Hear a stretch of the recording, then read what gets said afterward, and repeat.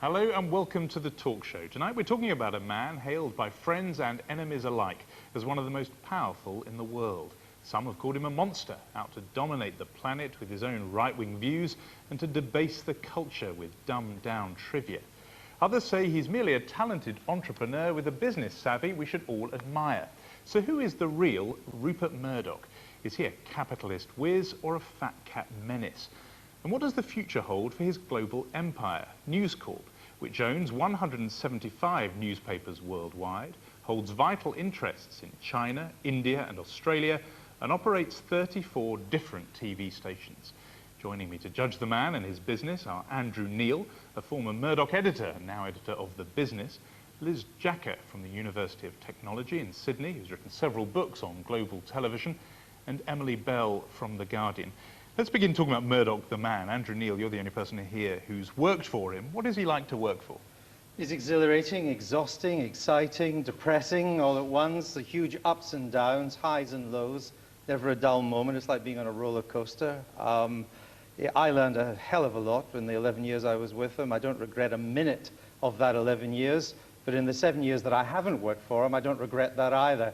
I did feel that when I walked out of the Fox studio in December 1994, saying that I would no longer work for him, that in a way a huge black cloud had come off my shoulders. Because you'd edited the Sunday Times and then gone to Fox in the United States. And started Sky Television for him too. I mean, the one thing you get with Murdoch, if you're Flavour of the Month, is opportunities that almost nobody else in the world could give you. How involved is he day to day? Is he the kind of micro-managing boss who really is calling you up about a story on page 10 of the Sunday Times or a glitch that went out at the middle of the night and on Sky News? Or does he let you lead and he just sets the broad strategy? No, I was the one calling up complaining about the glitches on Sky News when I ran it. You go from periods of totally benign neglect to periods of almost constant intrusion. It depends where his attention is at the particular time. There were times when I wouldn't hear him for months. Then all of a sudden I'd hear from him every week and he would say, why was that on the front page or whatever. He had the annoying ability to identify the weaknesses in your paper that you knew were at the back of your mind. I think in the papers he treats the broadsheets differently from the tabloids. He regards himself as editor-in-chief of The Sun and the News of the World in Britain and of the New York Post in the United States. The broadsheets he is more distant from. He is more hands-off, but like all proprietors, he chooses an editor whose political views are on at least the same planets as his. Maybe not the same continents, but definitely the same planets. I mean, you were close and on the same planet for 11 years. In the end, you did part company. You've said that he regards people, even those that are close to him, as ultimately disposable, like his wives. How fair is that remark? Oh, I think it is fair. I mean, everybody's disposable. And I think the biggest mistake you can make at News Corp is to think that you're indispensable. Because you're not. Nobody is in that, except Murdoch himself. He created the company. And I think it is true that Anna Murdoch did want him to slow down. He wasn't going to do it. When it came for a choice between the company and the wife, just like editors, the wife had to go. And that's liberating too. There's time to get out. You cannot live your life with this man always in it. You learn from him, you move on. One senior executive said to me that even 15 years after leaving Murdoch, he still had dreams about him. That's how powerful a presence he can be. Before we bring in Emily and Liz, recently he gave an interview on this subject, and he said that his papers would follow his line of opposition to Britain joining the single currency to the euro. That seemed at least embarrassing to his broadsheet editors. Yeah, it wasn't embarrassing to the tabloids. But how true is that he's really involved in the big editorial decisions? Are those ultimately his decisions? Well, no, I don't think they are ultimately his decisions, but I think that any sensible editor would at least consult him on the big decisions. And you don't always have to go his way. When Mrs. Thatcher was challenged for the Conservative leadership, indeed the Prime Ministership, he was very keen that all his supporters supported Maggie and backed her. I didn't. The Sunday Times supported Michael Heseltine. He called me several times to try to argue me out of it. I said no, I thought it was time for a change. Heseltine would be a better Prime Minister now. And in the end he said, well, Andrew, it's your call. And I think if you want to hire intelligent people who have views of their own, then you've got to give them some leeway. If you want a bunch of puppets who they'll do as they're told, but nobody will read your papers. So at least you got that lesson. Liz Jacka, you're like him, an Australian, at least, well, he's Australian-born, he's now American and all kinds of other things. Anglo-Saxon, he says about himself. But how is he seen in Australia? Is he a hero or a villain there? Well, I think that dichotomy is a bit sort of unhelpful. But I mean, I think in Australia he's probably seen as both, depending on who it is. He's probably admired here a little bit more than he is in Australia, I think, because in Australia he's been held back somewhat by bizarre Australian regulation. And I guess some of the concerns would be things like his domination of the print media. He owns 66% of the newspapers in Australia. And in some of the markets, the smaller markets, he is the only newspaper. But again, the broadsheet tabloid distinction is apposite here. I mean, he has an important national newspaper called The Australian, which is the flagship, and which does enjoy quite a lot of independence. It is often the most sort of radical and interesting and critical newspaper that we have. So he obviously observes this distinction that Yes, Andrew Neil he likes to have mentioning. a respectable flagship, I guess. Now, is that a flagship, Emily Bell, or a fig leaf? I mean, has what Rupert Murdoch's done to Fleet Street been, on balance, now it's been years, decades he's been involved, does Fleet Street regard it as a healthy influence or a negative one? Well, the fact that there's no longer a Fleet Street is actually directly down to Mr. Murdoch, who moved it all out to Wapping. From a business perspective, it's absolutely undoubtedly true that he did the British press an enormous favour with smashing the print unions and moving his titles to Wapping. And however cruel he was to the unions, and however liberal the newspapers who opposed his treatment of the unions, sure enough, they all followed. So from that point of view, he was a great liberator. He saw technology as enabling print to continue as a profitable business. And every single newspaper in Britain owes him a debt for that. Because those were changes that had to happen. They had to happen. You just couldn't sustain a profitable business without moving everything onto automatic production. So if you say that's his great legacy, well, what else was there? I think that it's interesting that perhaps the impact of his papers is becoming sort of rather diminished. I think that Andrew's Sunday Times and certainly Kelvin Mackenzie's Sun in the 80s had a great kind of confidence because they were very emblematic of the whole Thatcherite era. They were very much about profit and market share, and actually the Sun was very much about entertainment. It took journalism into an area that it had been before, but it jazzed it up and it put breasts on page 3 and it had Freddie Starr eating hamsters. And there's a great deal of sort of robustiousness about that period. But at the end of the day, I don't know that it necessarily enhanced the trade of journalism. I don't necessarily think that when you look back at the great proprietors, Murdoch's legacy, I think, will be one of pounds, shilling and pence, rather than one of great sort of journalistic heritage or culture. How do you respond to that, Andrew Neil?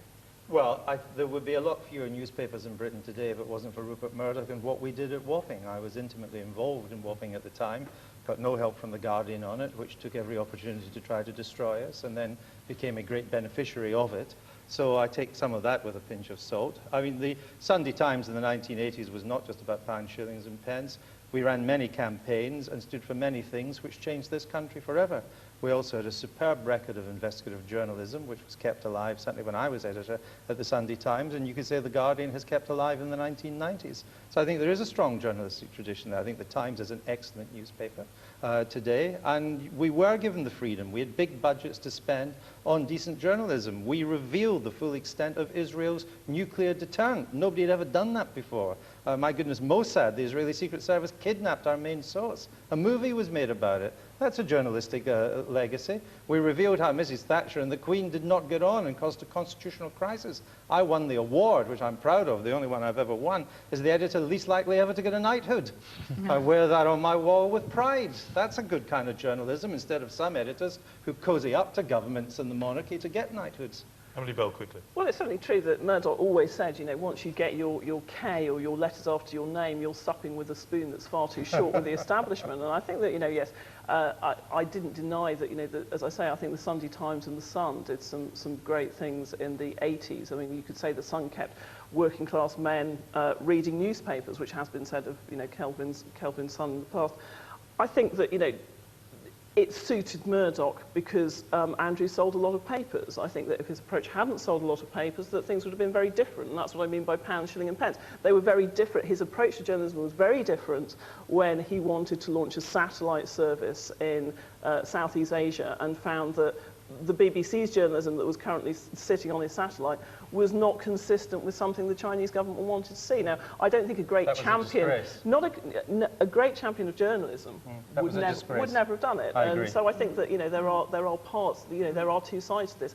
Ultimately, Murdoch is a pragmatist, and he is highly expedient, and it's not even that he's right-wing, he is no-wing, he's Murdoch-wing. That's absolutely right. Well, this is a fruitful discussion a bit about the past, but the crucial thing for the Murdoch empire now is the future. He's made this decision, which a lot of people think is odd, which is to invest his future in his own children, and to announce that Lachlan, the eldest son, and his daughter Liz and others will inherit this empire. Jacka, do you think that's healthy for a business to be run on this almost feudal model, that it works on dynastic lines like this? I don't think I've got an in-principle problem with that. I mean, Murdoch might have a problem with it after he dies, because I don't know whether the children are up to it, right? So you know, there are varying views, say, in Australia about Lachlan Murdoch, who's operated the one we know best. He's the eldest, and he runs the papers. Yes, he runs the papers, and he's been involved in other enterprises in Australia with another media heir, which is James Packer. And they recently... Son of Kerry Packer. Son of Kerry Packer, the other media mogul in Australia. And they recently came to very severe grief because they were large investors and directors of a company called OneTel, which was a phone company and an internet company. And that went very severely belly up, and they lost about $700 million. And I understand the dads were not too happy about that. And I understand that the boys got, both of them, sort of hauled back to be taught by older and wiser heads. But what about just this principle, Emily Bell, of handing over a huge global multimedia empire as if it was the sort of mum and pop dime store on the corner? It just seems a very odd thing to do in this 21st century business climate. I don't think Rupert Murdoch for 2 seconds thinks that his children will end up running the company. I think it would be unnecessarily cruel for him to say he doesn't want them to run his company. I think he's, you know, while ever he's here, News Corporation is here. As soon as he has gone, the immovable object of News Corp as a family business will meet the irresistible force of the world's biggest investment banks, and it will be in pieces probably, you know, before the body is cold. I mean, that's a very crude way of putting it, but I genuinely think that all he's doing at the moment is being kind to his children. But he's spelt out in much more detail than he'd have to the actual chain of succession. Lachlan, the senior one, James, number 2. Yeah, but I think Liz has sort of got demoted. Andrew, what about this point that Emily's wrong, because I've seen this at first hand. He does want a family dynasty. I think you're right that it won't happen. The market will take care of that. But just let me get right, because I've seen this firsthand. He has, by the time the kids got into their early teens, he has planned this dynasty. He does want, at one stage he thought of changing the name of News Corp to the Murdoch Corporation. And there was a debate about that. Why didn't he do that? Because some of us said to him that the Murdoch name was not the best for that. It was better as an anonymous corporation. If you wanted, particularly, you just bought Fox in America, if you wanted film stars and other television creative people to work, gave us The Simpsons, after all, as a result of that. There's no question he has monitored all three. He has set 3 against each other in a controlled environment to see which one would come out. I've seen him talk to the kids about who would run. Lachlan was sent in as an inkie, as a print worker after he left university to learn how printing presses work. James was sent elsewhere. They've all been rotated around the empire. He wants to do it. There's no question about that. Where you're right is one of the joys of the modern market economy is that it doesn't allow dynasties to flourish. First of all, News Corp is not owned by Rupert Murdoch. Yeah. Only 30% of it is owned by the Murdoch family. The institutions will not touch it as long as he's alive. Once he's gone, it's open season. And if the dynasty is no use, it'll go down the drain. Beaverbrook in Britain, Fairfax in Australia, doesn't work. Just a very specific question about the people involved. Are they, in your view, up to it? I mean, you said before you didn't think they were, but they have, according to Andrew Neil, gone out, they've had to learn the trade. Are they now improved enough that they could, despite those market pressures, run this thing? Yeah, I'm the wrong person to ask that. I mean, what I sort of can talk about is the way they're viewed in Australia, and there would be certainly some doubts about it. But to follow, Lachlan didn't impress. Not entirely, perhaps, but to follow. Rupert is a pretty hard act to follow. That's the key thing. You know, it's an awful lot to ask a gene pool to reproduce. Really, sort of in terms of the post-war, possibly one of the great business strategies. You know, if the communications revolution is the industrial revolution 100 years on, then Murdoch is, you know, he's really the sort of the fountainhead of it. And I don't think, not only do I think that children would be, it's putting far too much pressure on them to say reproduce that. I also think that if Murdoch found the elixir of life, and I'm sure he's searching for it, that give him 20 years, News Corp probably wouldn't. It's reaching its natural conclusion. You know, it's in the business cycle. It's really sort of. It's not going to go that much further. What I find intriguing about this is here's this unbelievably hard-headed businessman who's just managed to be at the top of his game for decades, making what seems a very sentimental judgment, a decision that he wants it to go to his children. What, to preserve the name? I mean, how do you square that sentiment? I think, you know, anyone who's a parent, you know, it's the ultimate pushy parent. It's saying, you know, that and what greater proof of your immortality than to reproduce yourself in such a way that these people can continue a dynasty. And he hasn't been totally sentimental about it. I mean, Liz Murdoch, who actually in some ways has more experience than the boys in running what's really the key business of News Corp, which is multi-channel television, is nowhere in the plot now. Is that sexism that he's carved her out, or did she just not perform? He said, I think maybe it's perhaps a mixture of both. He did say in an interview that she had to decide whether or not she really wanted to settle for motherhood or for being an executive, which, you know, is about as sexist as it comes. And I think that as she was, I think, not perhaps the brightest star in the firmament at Sky, but then again, you're talking about, you know, senior executives in the television industry who have, you know, who are the best in the world. To expect her to come up to those standards immediately was, again, you know, overarching expectation. As I say, you know, it's not entirely dictated by sentiment. All right, well, we can see why there would be this high expectation, because this is an extraordinary global empire. It is, I think in Australia he has 70% market share, at least in newspaper terms. Almost, is that something that, I mean, here it was a huge debate and has been. How is that seen there, this notion that here is this person who is dominant in an extraordinary way? How is that seen there? Well, I mean, what I find interesting about the way this is developing is that I would say 10 years ago this was considered absolutely ghastly. I think there's actually less criticism of it now, which might mean that we're just getting used to being dominated, or it might mean that actually with the proliferation of media outlets and new channels and so on, that the dominance in one medium like print is not quite as serious perhaps as it used to be. But I think what's interesting about Australia, and I talked about some of those markets where he has the only newspaper and where radio is also very weak.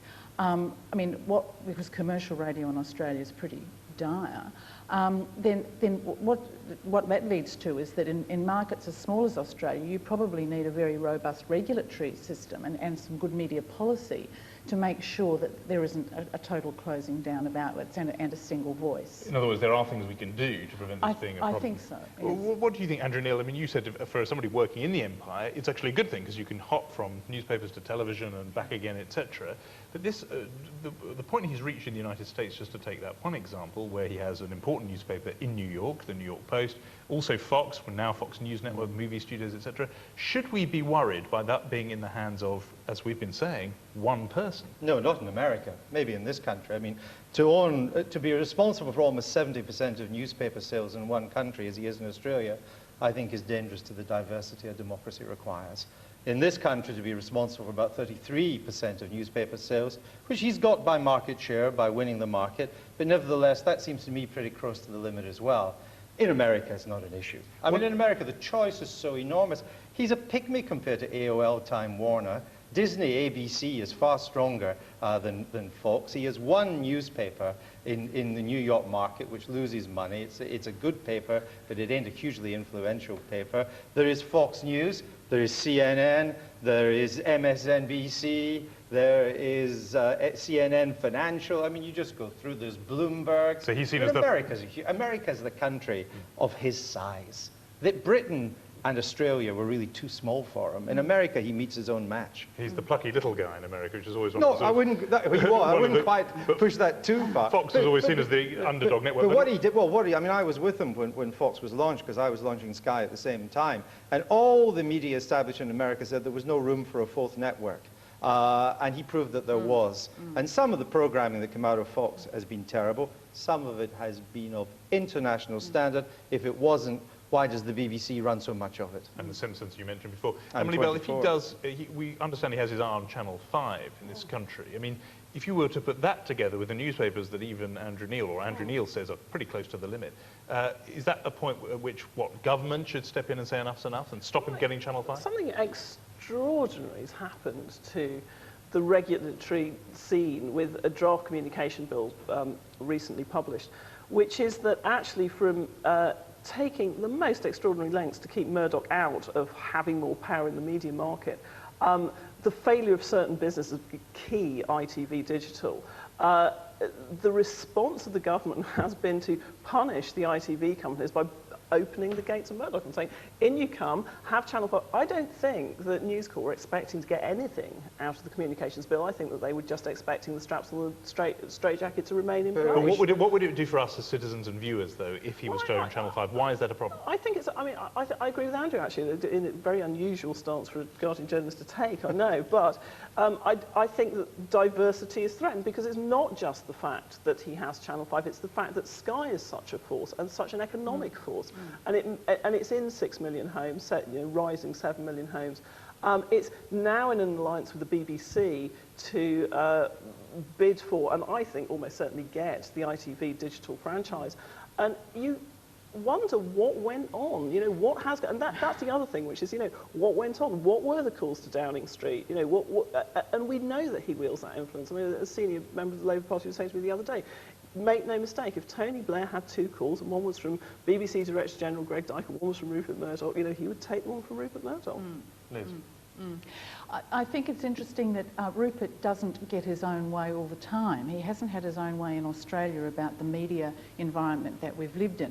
But I think probably the interpretation of that is that Kerry Packer gets his way more than Rupert does because he owns television, because in Australia Rupert is not allowed to own television stations because of our cross-media rules, and he does control the pay service, but it's rather small. But looking globally, this concentration of ownership, do you think that has been detrimental for diversity of, I don't know, ideas and thoughts, that if one person's controlling it all, that means there isn't a flow of creativity and competition? I have to agree with Andrew too. I don't think that he does control it all. Right?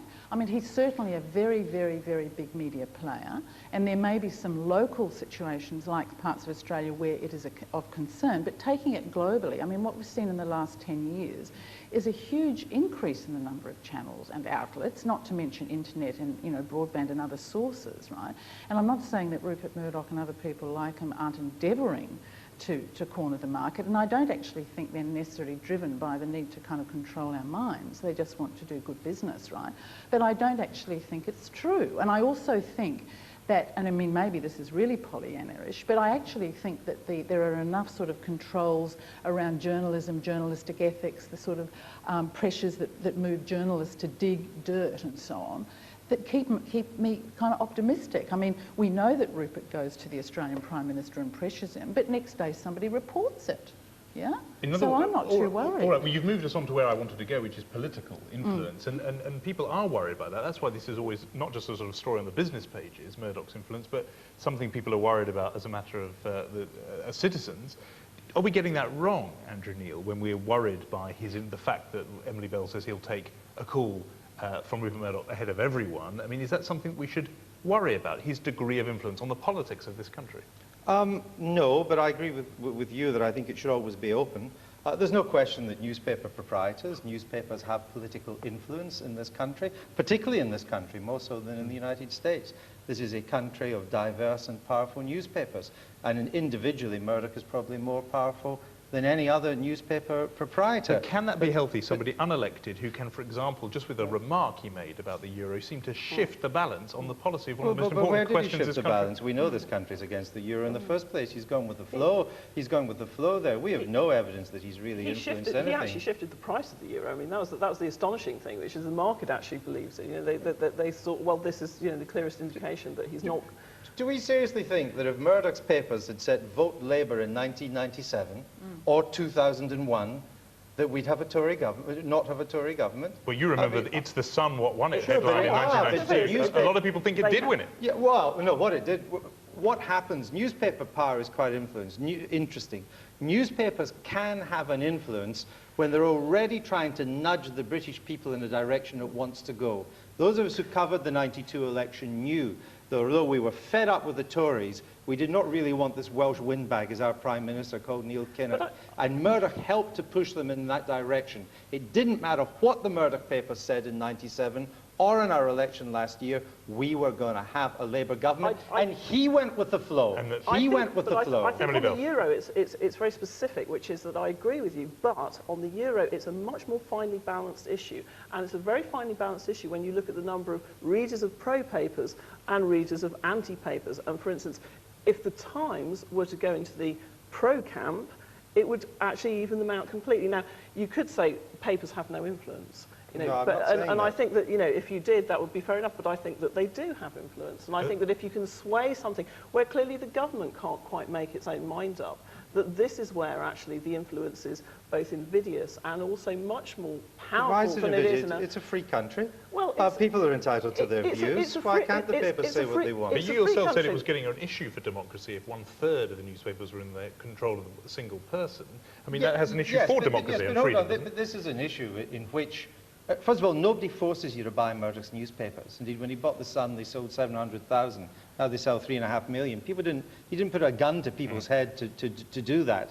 It's a free country in which there is enormous diversity of views. I mean, the BBC's coverage of the euro, I can assure you, will be rather different from The Sun's. The Guardian's coverage will be rather different. You're going to have a lot. It's a great debate. Where I think he will be influencing the euro is because it's my reading of British public opinion that it's against our instinct to go in the first place. And that is where he will be powerful. If we were determined to go in, there is nothing his papers could say would change our minds. Let's move just a bit in our closing minutes away from the parochial question, perhaps of him and Britain. He is this global player. He moves around. He's a citizen here, there and everywhere, born in one place, etc. Is there anything that could be done, if we did think this was a problem, globally to regulate him? Is there any kind of global mechanism which could take big companies like his, there are others, Microsoft, etc., and begin to rein them in? Before you've even asked the question, no. I think, again, I want to go back to the national. I know the nation is not, you know, considered very important anymore, but when I think about the influence of somebody like Murdoch and the various markets in which he operates, I think to answer the question whether it's harmful or not, you have to actually look at those local conditions, right? Now, I think the Indian case is terribly interesting here, right? We all know that Rupert Murdoch went into India with Sky Television, what, about 10 years ago, right? And people, I mean, horror, shock, horror, ghastly, right? In fact, the Indians were thrilled because they didn't have to watch Doordarshan anymore. But in fact, what very quickly happened is that the Indians indigenised Murdoch. And ZTV started and did much better than Murdoch because it's actually indigenous, local, but it's starting to use the popular genres that he introduced, right? So I think there's a real kind of global, local, regional sort of dialectic, if I can use that word.